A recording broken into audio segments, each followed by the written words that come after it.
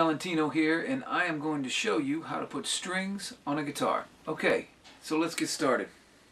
First of all, a couple of things you're going to need. One of them is a peg winder.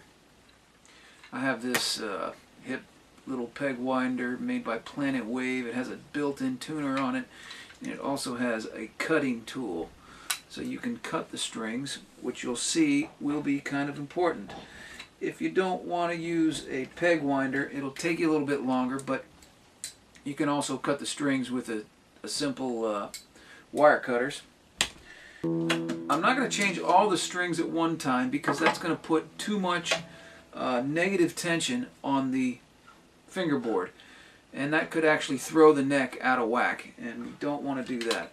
So the first thing I'm going to do is lower the tension on the low E string, and then to expedite things here, I'm just going to cut it right there. Take it off of the peg tuning machine, and then take it out of the bridge, off the bridge and the tailpiece. Okay, and now instead of doing the rest of the strings, we're going to put these strings on one at a time. I am using D'Addario Chromes. That's what I prefer on my guitar, and they're nice because they're color coded at the end, so you never have to worry about, well, what string am I putting on. And the low E string, which is where I started, is the brass colored string. I attach it to the tailpiece and put it on the bridge over the nut, and then I'm holding it with my thumb here so that I don't lose the tension and it stays in the tailpiece. Each guitar is different, by the way. Stratocaster, you'll just feed it through the, actually depending on whether you have a stop tailpiece or a tremolo system, you'll feed it through a small hole, which will go over the tailpiece and then over the bridge and then over the pickup and over the nut. Now, once you've got that, you want to feed it through the eye of the tuning machine. Okay, and be careful because the end of the string is kind of sharp. So then pull it tight so that you have a little bit of slack in it, but not too much. You want to use the slack around the tuning machine, and that's important because you don't want to be without a few windings around the tuning machine. It'll help the string stay in place as you're playing it. And again, to make things quicker, I'm going to use the peg winder.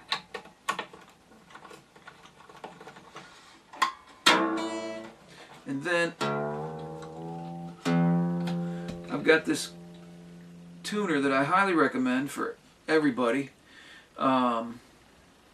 It's very simple, works on vibrations. It's made by Planet Wave. You just stick it on the end of your guitar and you can see it in this position, and it helps you get your string up to pitch so that it has the right tension. And that's close enough for now. And then what I'll do is I'll stretch the string. Stretch it. And you have to be pretty aggressive with it, especially with the lower strings, because they'll be, you see how much it dropped in pitch? Almost a whole step. So then I'll just bring it back up, and then maybe a few more times. But once it's close, then I'll move on to the A string.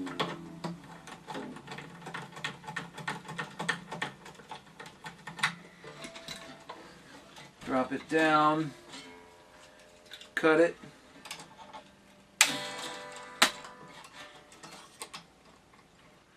and take it out of the eyelet, take it out of the tailpiece, and then pick up the red-ended ball. You may or may not see this. The red-ended ball tells me that this is the A string, which is what's next. Get it fitted on the tailpiece again. over the bridge, hold it at the nut, and then through the eyelet. And then I like to bend it on the other side of the eyelet, twist it a few times, and then grab my peg winder and wind it right up. Like I said, a couple of rounds just to hold the string in place is fine. And then you look at your tuner to bring it up to pitch. Once you're close, you stretch it.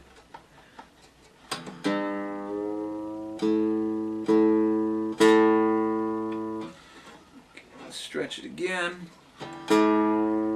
And it should stay pretty close. Chrome colored, or the metal colored string, is the high E string. Into the tailpiece, over the nut, holding it with my thumb, through the machine head.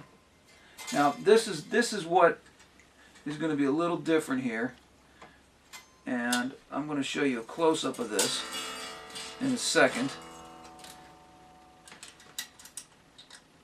For the high E string, what I like to do is come around the eyelet and then go in the opposite direction that you're going to wind the string, bring it underneath the string, and then bend it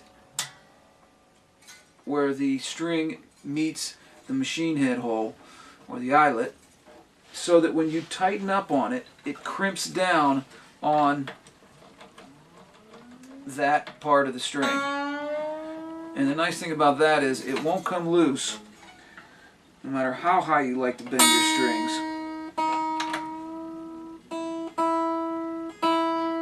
And then once you're done, take your peg winder tool that has the cutter at the end and cut the strings off as close to the machine head as possible. And this is important because if you leave a little bit on there, you're going to end up, you could prick yourself. Then once you're done cutting these, I'm going to check the tuning one more time, because that will cause it to slip a little bit sometimes.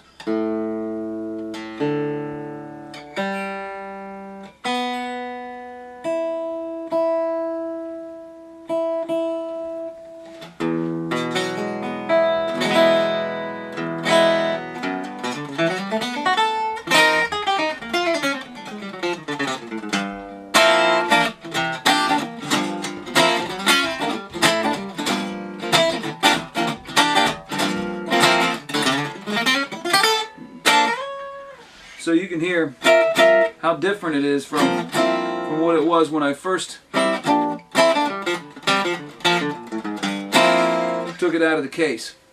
That's it. Thanks very much. Vinny Valentino. We'll see you the next time.